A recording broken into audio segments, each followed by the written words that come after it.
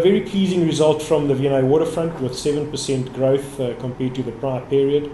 A lot of activity at the waterfront, in particular on the letting front. Vacancies have dropped down to below 1%, an all-time low at the waterfront. We've introduced some new food retail in the form of Moyo, where we opened up a brand new store which is replacing the old Paulana Brauhaus brewery in the Clock Tower precinct.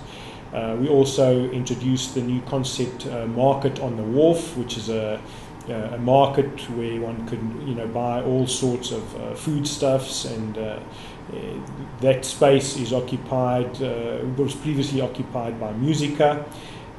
So a combination of various letting, good letting at the waterfront, bringing down the vacancies substantially. In addition to all of that, I think very exciting news is the fact that Pick n Pay, the current Pick n Pay store of about 2,600 square meters, will be relocated in its entirety to the basement parking level, where we'll be opening a store in excess of 6,000 square meters, enabling Pick n Pay to produce or to offer a complete range to their shoppers in the Atlantic seaboard.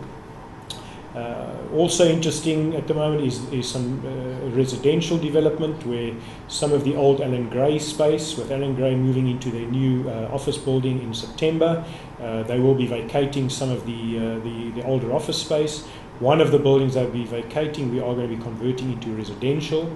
And quite uniquely, residential for rental. So we will actually continue to own that property and offer the space to rent, as opposed to the traditional model where you sell off the asset or the residential on sectional title.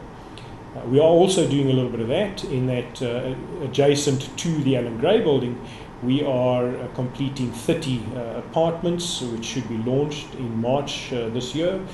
That will be sold on a sectional title basis.